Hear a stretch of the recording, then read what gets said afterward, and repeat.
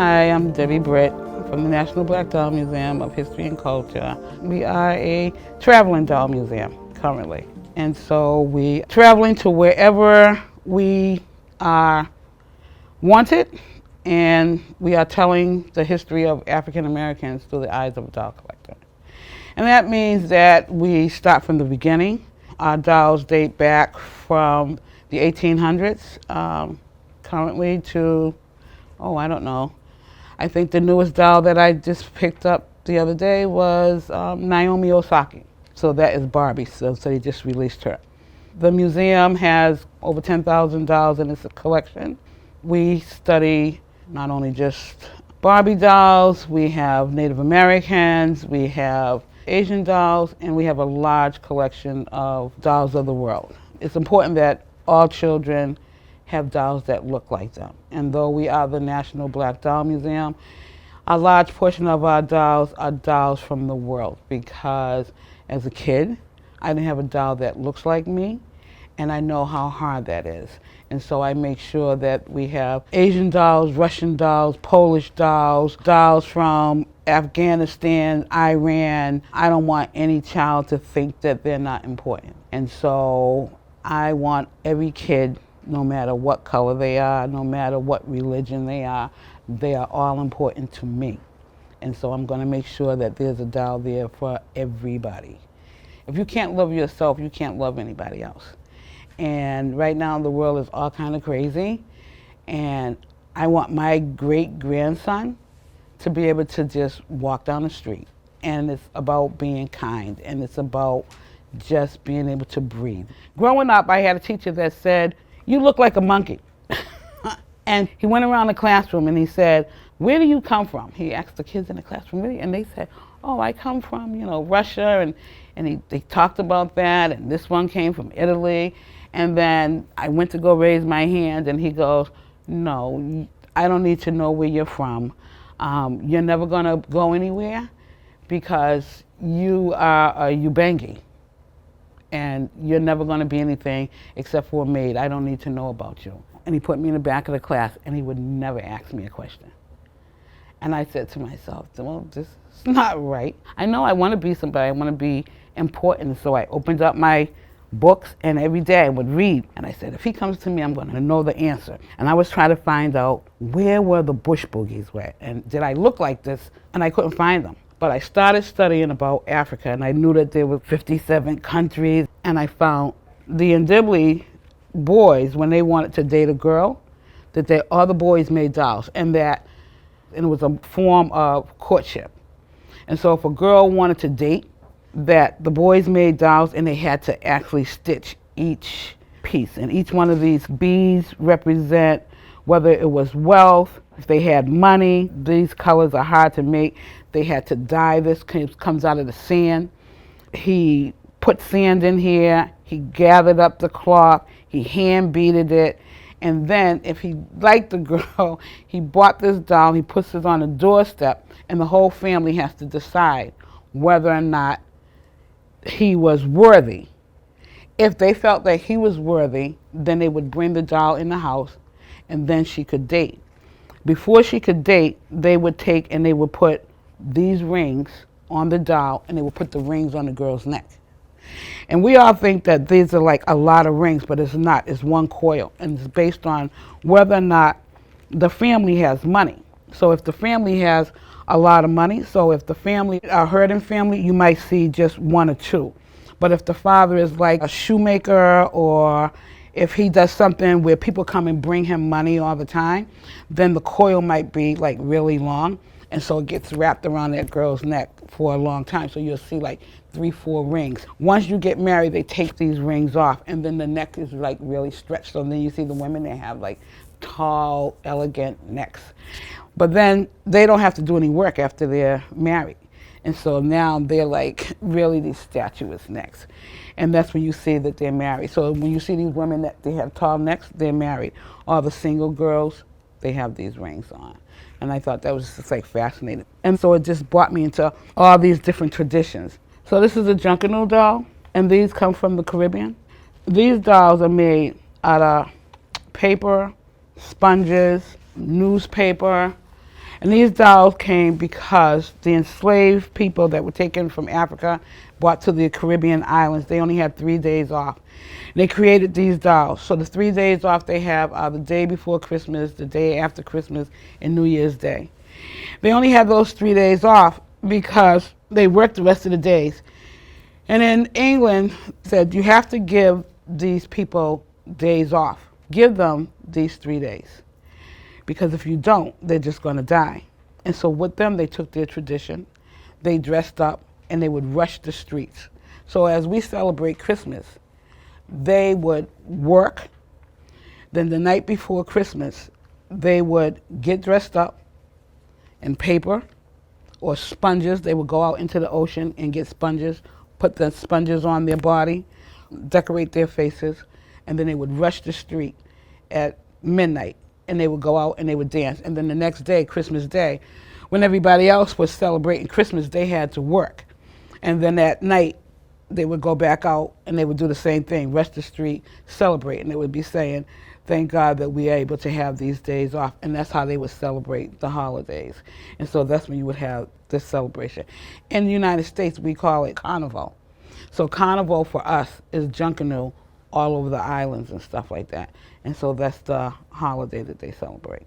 Most dolls in Africa, they're not dolls that we know because in Africa they don't have dolls to play with. The dolls always mean something either spiritual, educational, religious reasons. And when they do have dolls, the dolls are from parts. They have a lot of our trash that comes in from the ocean. And we even now, you find out that we send our trash in the barges. So like the museum not only talks to young people about the dolls, but we talk a lot about the environment and about how we should be taking care of the earth.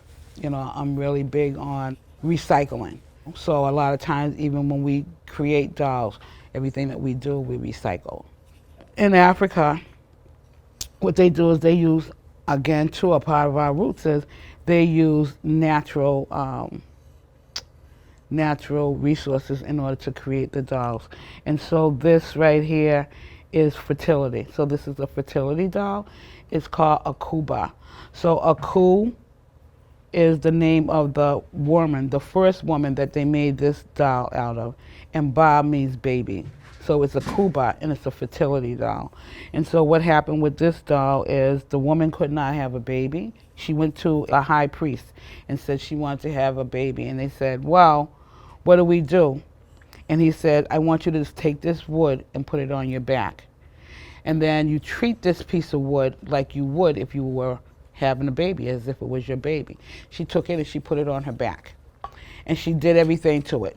She took it, she took care of it, she oiled it, and then she fed it, she rubbed it, and wore it. And as she did that, it got flat because it was on her back. She laid down with it, she prayed for a baby. After 6 months, she got pregnant. And then they believe that this is what happens if you take care of this piece of wood. You wear it on your back, it gets flat, and eventually you'll get pregnant. I don't keep this at me at all. My days are gone, but this is a kuba. So there are certain dolls that I believe that are like real important in our culture that we teach the history. Another doll is just the African rap doll, which is our own doll that we have and that we teach kids to make, is this doll right here. Because an African rap doll is a doll that helped me as a child growing up, and it's a simple doll, and I kind of reimagined this doll. When I was growing up, one of the hardest things for me was being able to go to school in the school that I went to. I grew up in Dorchester. My mother and father worked, and my grandmother lived around the corner. And when I came home and told my grandmother that the teacher told me I would be nothing, I could go nowhere, she told me I had to remember where I came from. And I was going to be okay. Well, I was fat. I was short. I was the only black girl in the whole school because my parents wanted me to be a part of this experiment of going to school in this neighborhood. I was like, are you kidding me? And they just sent me to this school. And I came home and I was crying, and my grandmother was like, you have to do this. You have brothers and sisters. I'm the oldest of 7 kids. And my grandmother was like, you have to do this, and just remember where you came from, and you'll be okay. There are people that came here before you, and you'll be okay. And I thought my grandmother was just a nut telling me that I had to do this. And she sat me in the kitchen, and she took this bottle, and she sat there and she got this fabric, and she started telling me the story about this little girl in Africa and how she was going to become this princess. And in order for her to become a princess, she had to perform this rites of passage. And she starts filling up this bottle, and she starts putting these beads in this bottle, and she's saying, and the girl's name is Cecilia, and she was on her way to become this princess, and these slave traders comes onto this village, and they see Cecilia, and they snatch Cecilia, and they're going to take her, and they're going to bring her on this slave ship. But Cecilia was so strong when she gets on this slave ship that she stands in the middle of this ship, and that all these other people were on the ship, and they see her standing there with her head up high, and she knew that she was going to be this princess because her father was the god of fear, and her father had told her that nothing would break her, and that she was always going to be this princess. And so no matter what happened, she was going to be this princess. And everybody saw her standing there, and they were crying because they were taken away from their family in this village. And my grandmother's throwing these stones in this bottle, and she's wrapping this fabric on here, and she's telling me, you have to stand up tall, and you have to. And she goes and she puts this fabric on top, and she's wrapping, and then she puts the head on, and she's telling me the story about Cecilia. And then they throw Cecilia off the ship, and she never becomes the princess. Really? So now I'm going to die in school. Okay. No, Cecilia comes to America, and she comes and she appears in the kids' dream. And she tells the kids, just remember who you are, and my father will help you. And the kids go out and they get a gourd, and they fill the gourd with sand, and they find an apple, and they put an apple on top, and they wrap it with vines, and they put flowers on it, and they decorate it. And they think about all the things that make them sad. And the father takes all their dreams away and replace it with all of their hopes and all of their dreams. And they just remember that they could be anything. My grandmother said, take this doll, because she made it. And she said, do you remember this? And I went to school and I remembered that. And I took that little doll that my grandmother gave me, and I told the story to these kids, and I showed them how to make the doll. And I made some friends. I made this one friend, her name is Eileen, and her and I talked about it, and we talked about it, and I never thought I would have this little girl, this little white girl, be my friend. And Eileen is my sister-in-law. She is my sister-in-law, because we became friends forever. And one day I said to her, you should meet my brother. And every time I go into the schools and I see kids, tell kids how great they are, and I always tell them that they could be anything. And I believe that, and I know that.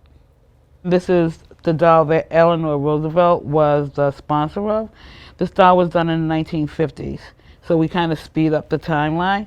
So Sarah Lee Creech was this Caucasian artist that saw 2 little girls playing with Caucasian dolls. And back then all the dolls were like caricatures. And Sarah Lee Creech didn't appreciate that. And so she decided to make this doll. She went to Zora Neale Hurston, who was an artist back during the Harlem Renaissance, and said, why is that happening? And they said, nobody else is doing it. And she decided to make this doll. And I think this is the cutest doll. Most of the dolls haven't survived, but Eleanor Roosevelt felt the same way, I guess, that I felt, that kids should have dolls that look like them. They should feel good about themselves. And she fought for this doll to get on the markets in the stores.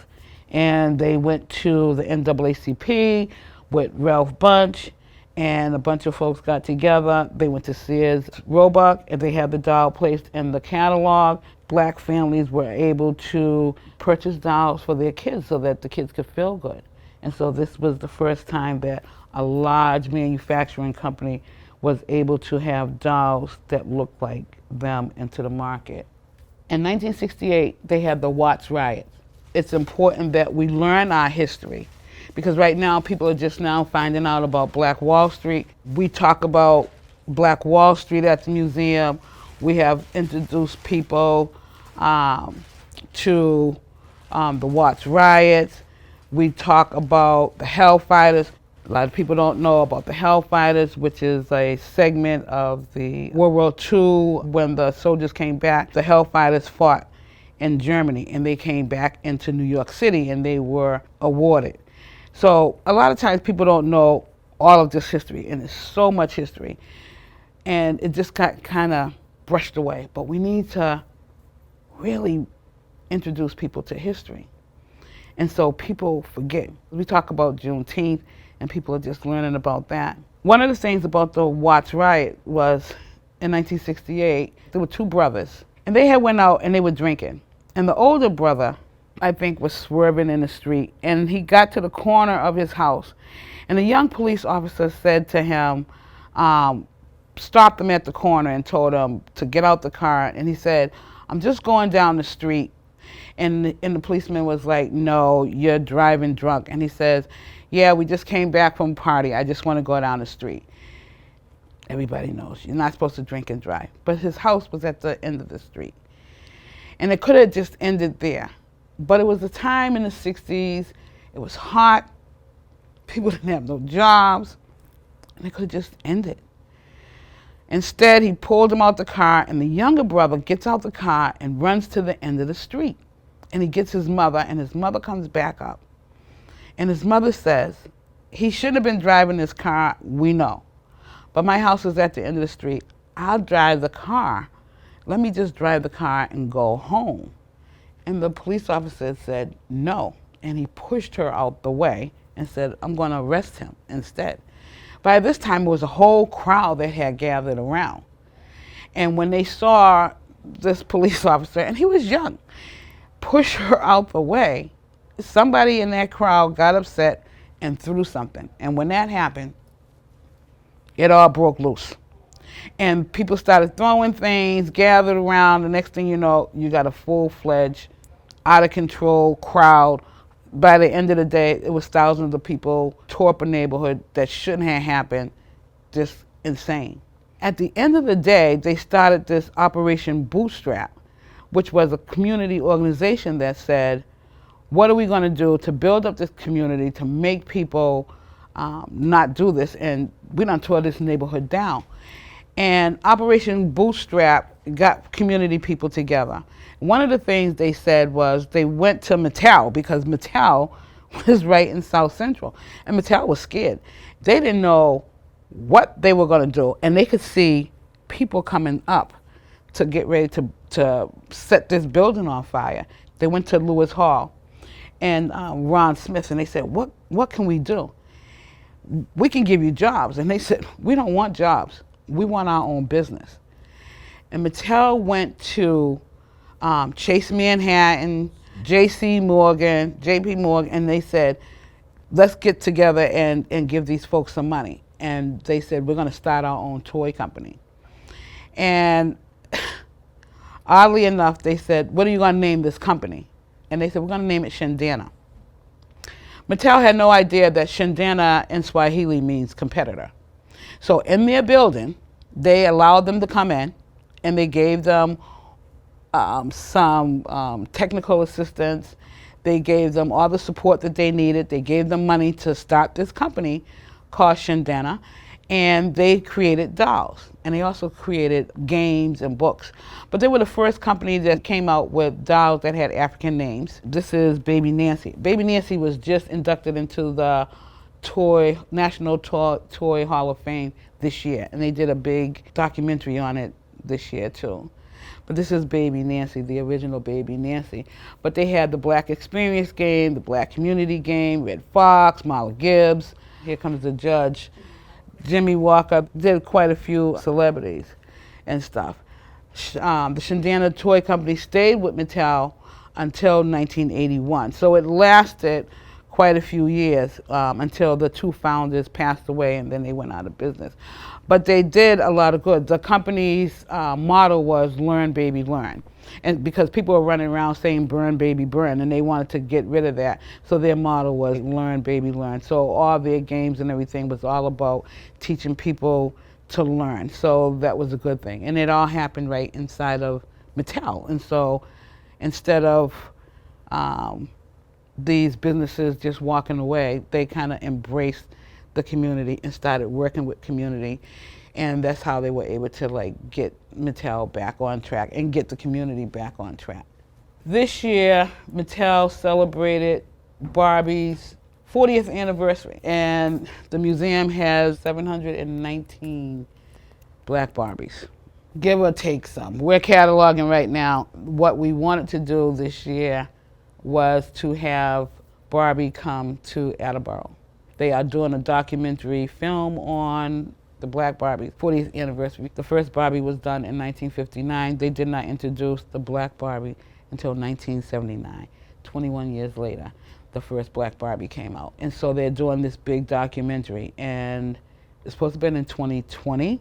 COVID hit, everything got pushed back. But we're working diligently trying to find a space right now somewhere in Attleboro. We have been trying to talk with the city of Attleboro to try to make that happen, to just be able to go in and to film and for us to bring out those 719 Barbies.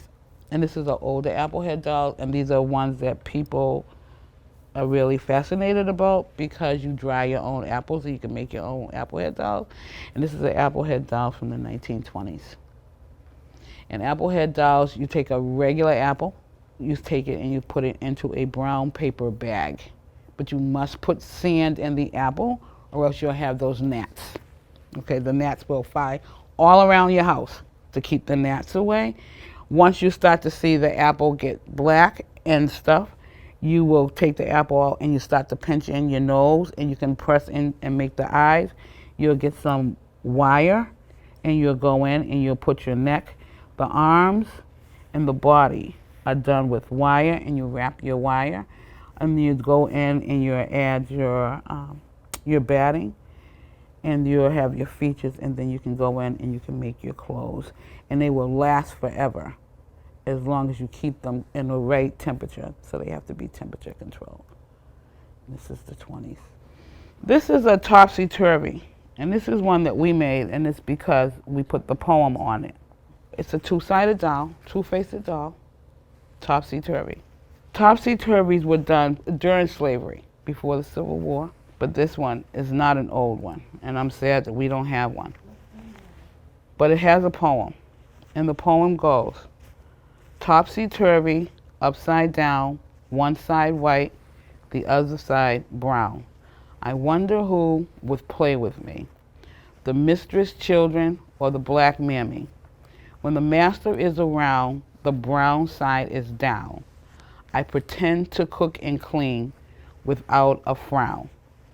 But when I'm alone, just mommy and me, she flips me over and whispers, one day we'll be free. Because the children were not allowed to have a doll that looked like them. They could only have a white doll. The masters would not allow black children to have a doll that looked like them. He only wanted them to have dolls to say that they were getting ready to become servants. So they weren't allowed to have dolls that looked like them. So when he was around, they had to just have the dolls so that they could say, oh, I'm teaching them how to cook, or I'm teaching them how to be, a good servant in the house or whatever. But the slave mothers were like, nope, I want them to have dolls that look like them. So they came up with these two-sided dolls. But of course, kids are kids, and they don't really care. So Beknownst to him, everybody had topsy-turvies. Every kid wanted to have the two-sided dolls. And that was the great thing that I love about kids, because kids don't really care what parents think. They want to play together, and we can't stop them. And that's why I love them. I love them. Because kids are just going to do what kids want to do. They're just innocent, and they want to be together, and we can't have all this foolishness. This is a gollywog. And in the United States, we're not familiar with the gollywog. And I use the gollywog to tell this story all the time. And this is a story that I use to tell us to pause. We just sometimes get really crazy. I'm old, and I think I've seen a lot of things. And I tell young people, they want to go fast. And I know that things take time, and we need to just pause. The gollywog was done by a little girl named Florence Upton in 1896. Florence lived in the United States. She lived in upstate New York. She lived with her father, her mother, and she had 2 siblings. Her father died, and her mother, who was from England, moved back to England and took Florence and her sister. Florence wanted to become this graphic artist, but they couldn't afford it when they got to England. So Florence was up in her mother's attic, in this attic, and she had these 2 peg dolls. And she decided that she was going to write this book. And this is how she was going to go to school, go to art school. And she was 14. And she goes and she sneaks into this black minstrel show. And when she gets to this show, she's in there and she's laying on the floor and she's watching this character in blackface. And she goes home and she draws out this character. She comes up with this name and she starts to write this book. And when she's writing this book, she sees this character comes up in her face. She got these 2 peg dolls. And they go down to the ocean and they're playing in the ocean. And she's like, oh, this character, I don't like it. He's just a pain in the butt. He's messing with my dolls. They're down there trying to play. And here he comes just being annoying. And so I threw him across the beach and I did all these things. And here goes my dolls that I love, the peg dolls, and they're skipping along and they go into the water and now they start to drown. This annoying person jumps into the water and he saves my peg dolls because his body is so light. I can't believe it. He saved my peg dolls and they jump on his back and he's bringing them to the water. And now he saved my peg dolls. I love him so much. They're great. Now they're all playing and they're skipping and they're going on about their business. And this is the story that she writes and she tells. He's my favorite character. And this is how she writes the story. She does not copyright anything about this character or anything. Lo and behold, some adult characters years later writes some stories. This character becomes a thief. This character becomes the N-word. This character becomes no good. He becomes the villain in all of these other books that comes out. And now you have the 2 characters of this doll. So then you have these people that love him, and you have these people that hate him, and now we have the clash. So it becomes the most controversial doll that there is. And I tell people all the time, there's 2 sides to every story, and I've read the stories. So we need to step back, and before we start to judge, we need to take a pause in everything. Because everything that people do that offends us, they may not know. And things were different back then, and so we have to acknowledge that. It's a different time. We need to ask ourselves, really, what's the story behind that?